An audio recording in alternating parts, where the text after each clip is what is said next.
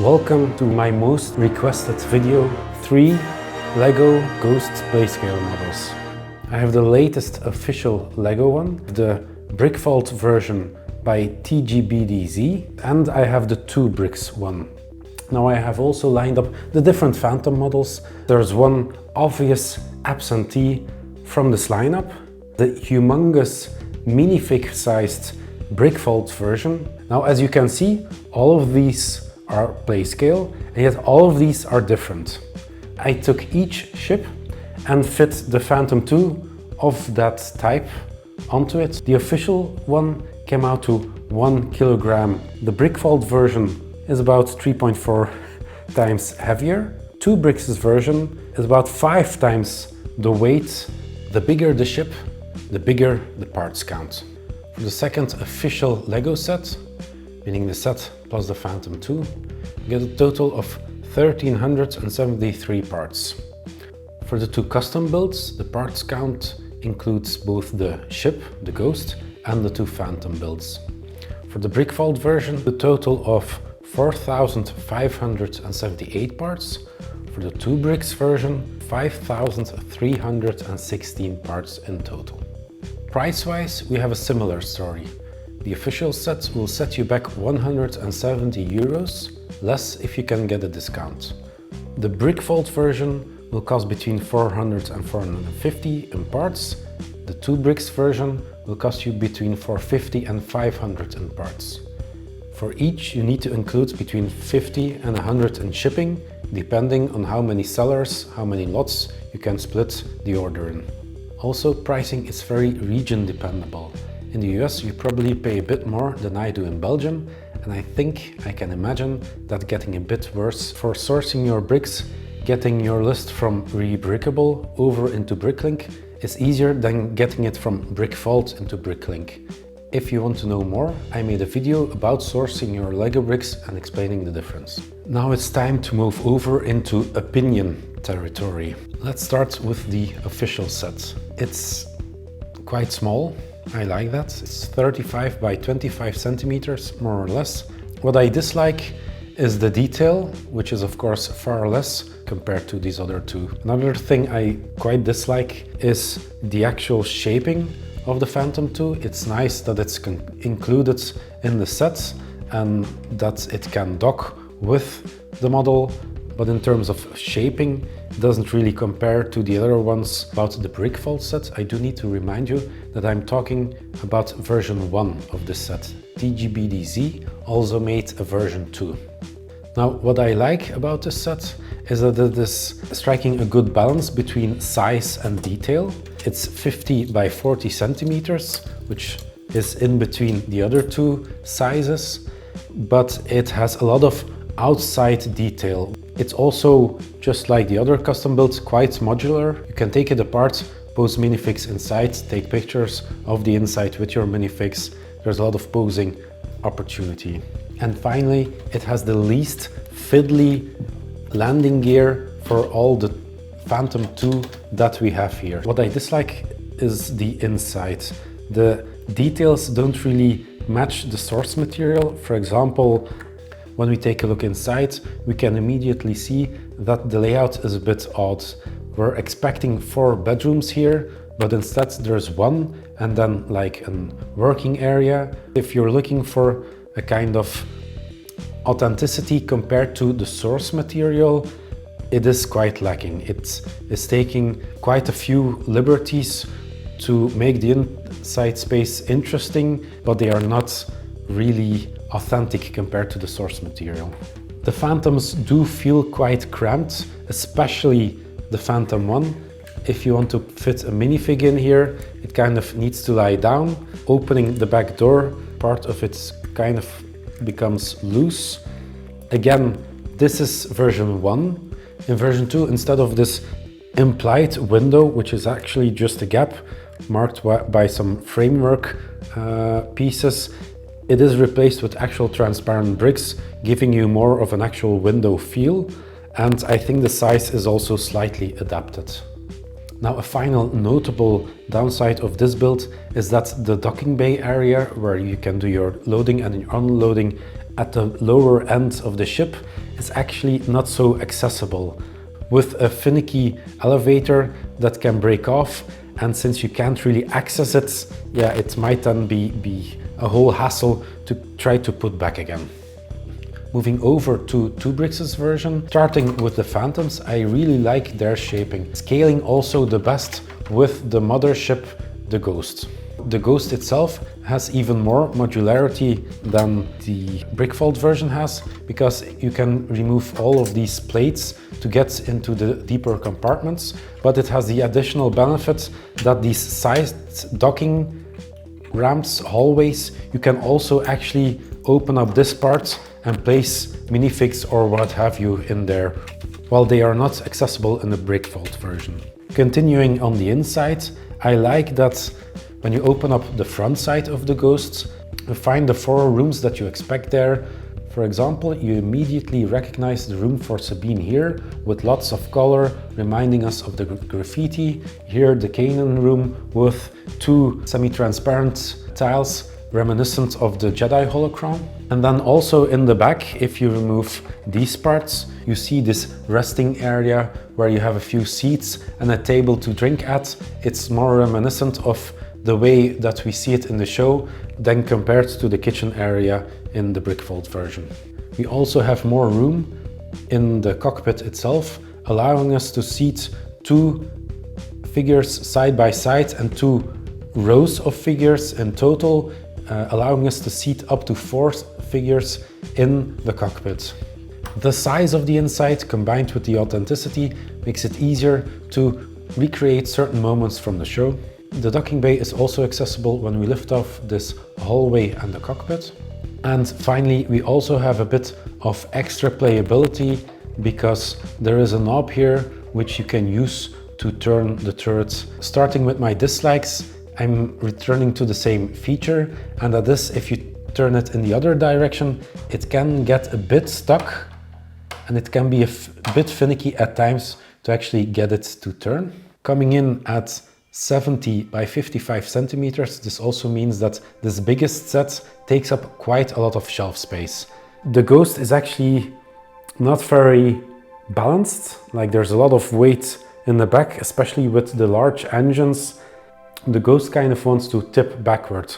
The official one and the Brickvault version one are actually able to just stand, where the Tubrix version does need some bricks at the back to support the weight behind it. People have the same problem with the Brickvault version, especially when it has a ship on it. For some reason, mine doesn't. The Brickvault minifig version, that also needs extra struts at the back to kind of help balance the ship. One final downside is that in order to make this docking bay more accessible, the lower docking bay, it was moved from the center of the ship to more the front, where it aligns a bit with the entrance of the ship. Now, by going over the details, what I like and don't like of the different ships for this video, I did come to the conclusion that I probably like Tubrix's version better, because even though it is a larger size, and usually I like the ships to be a bit smaller, this is one of my 2 favorite ships in Star Wars. I don't really mind, especially because there are so many advantages to it being just a tiny bit bigger. The authenticity of the inside rooms, the fact that you can pose multiple figures in the cockpit, and of course the general scaling of the ship. That's my opinion, but what do you think? Which one of these ships do you like better?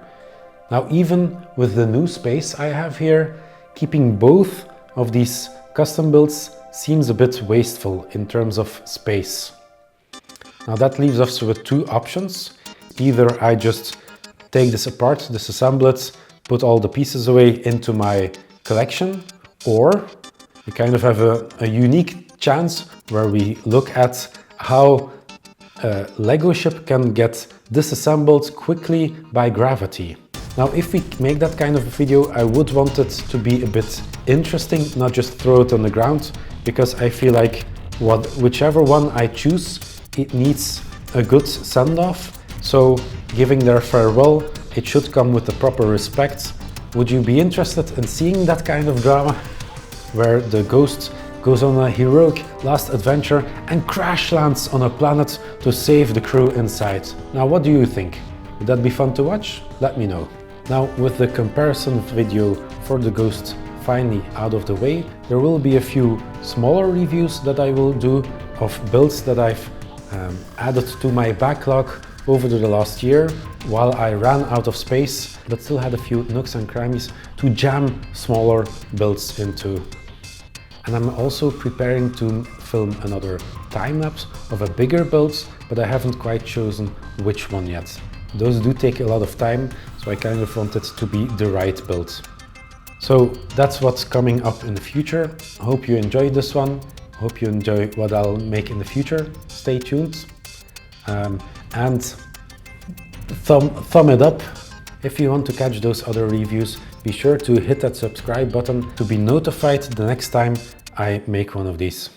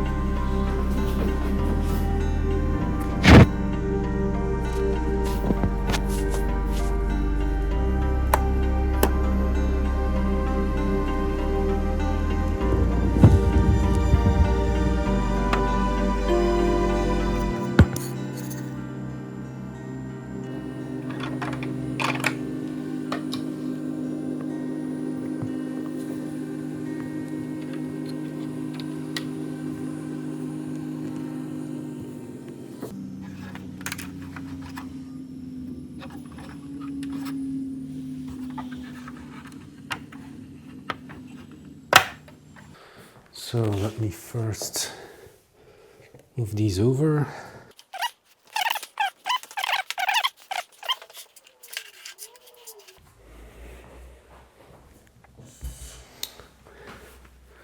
So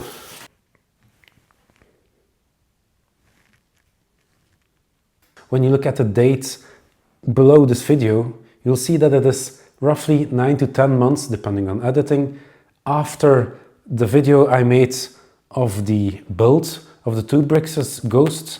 And so technically, I'm still within the time frame of a few months after this video, when people kept asking me to make this comparison.